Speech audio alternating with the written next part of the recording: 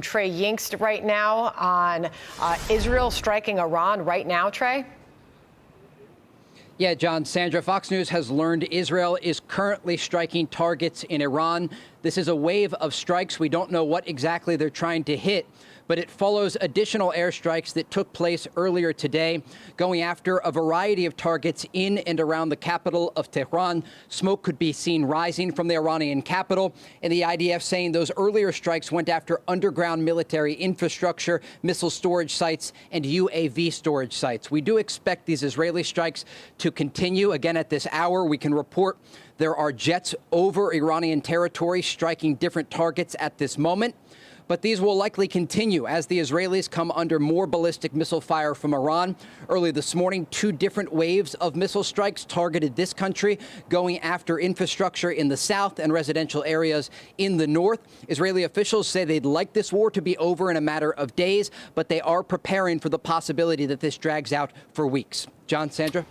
So, Trey, let's go to the politics of Iran itself. Via the sources that you've talked to into the region, I'm wondering what you're picking up that's going inside the country, because when a regime is at the tipping point, you usually get some pretty good indications that that's about to happen. Syria, for example, I mean, there were pretty obvious signs that things were not going well for Assad, and then suddenly it tipped over into a regime change. We saw the same thing in Afghanistan when the Taliban swept out the Afghanistan government. Do you get a sense that Iran is anywhere near a tipping point here? Or do the authorities in charge now, led, I guess, by the IRGC, still have a pretty good handle on all the levers of power there? Look, Israeli officials say they still have a pretty good handle on the situation in Tehran. But it's important to note the Israelis have gone after much of the military leadership, trying to decimate top commanders from the IRGC. And the strike today on the American base outside of Doha, Al-Udeid, is a significant development, but it's also a coordinated development. The Americans knew there would be some response from the Iranians following these strikes that were ordered by President Trump over the weekend against Iran's key nuclear facilities. And this is in part because the Iranians are looking to save face domestically. They're under immense domestic political pressure. We have seen the images of Iranian civilians, millions of them evacuating the capital of Tehran, lines of traffic as people try to get out of the way. Earlier today, the Israelis released an infographic showing an IRGC command center in the heart of Tehran, urging Iranian civilians to stay away from these facilities. It's hard to get a real sense of the feelings from the civilian population, given the fact that the regime has cracked down on internet access there, and people have very limited ability to speak to the outside world.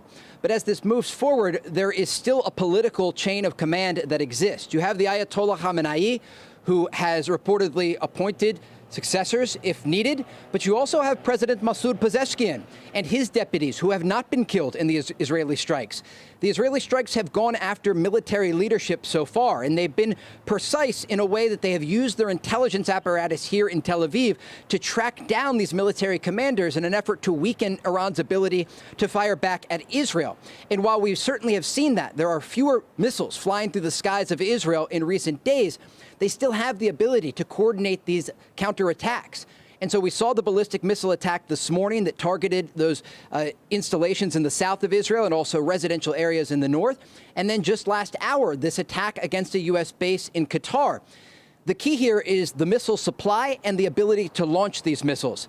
It is not surprising that they used short and medium range missiles in the attack today on the U.S. base in Qatar, because the Israelis have been going after their long-range missile supply. They have tried to take out as many of the launching positions as possible, and the Iranians have had to systematically start moving where they're firing the missiles from, because the Israelis have control over the skies of Tehran and the surrounding areas. And again, as we can report at this hour, Israel is currently striking targets in and around Tehran, an indication that they will keep up this air campaign in the hours and days ahead. And I'm checking with sources here in the region to try to get an understanding about the current security alert in the Gulf right now, because there is concern that this event retaliating against the United States, directly targeting a U.S. base that normally houses around 10,000 American soldiers, may not be over. And so everyone here is in a high state of alert. The Israelis as well certainly coordinating intelligence behind the scenes with the Americans as this operation continues. But remember, we learned from Israeli sources over the past 2 days that ahead of the American strikes that took out, in part, these nuclear facilities in Iran, there was an effort by the Israelis to take out the air defense systems of the Iranian regime, not only to clear the path for American bombers, but also to make it easier to put this pressure on the regime, the political leadership that's left in Tehran, understanding that once you take out the majority of their nuclear program and once their ballistic missile program is decimated, all they have left is turning to their proxies in the region. And over the past year and a half, amid the Israeli campaign against Hezbollah in southern Lebanon, the American and Israeli campaign against the Houthis in Yemen, Israeli strikes against Hamas and Islamic Jihad inside Gaza, and ongoing limited attacks against Iranian proxies, these Shia militias in Iraq and Syria, their proxy ability has also been decimated. And so they're running out of buttons to push. And so they can still launch these counterattacks as they have done today, but they don't have an unlimited supply of missiles, and both the Israelis and the Americans know that. Okay, Trey Yingst, as our reporters stand by with us and the news breaks, let's get back. Hey everyone, I'm Emily Campagno. Catch me and my co-hosts Harris Faulkner and Kaylee McEnany on Outnumbered every weekday at 12 p.m. Eastern, or set your DVR. Also, don't forget to subscribe to the Fox News YouTube page for daily highlights.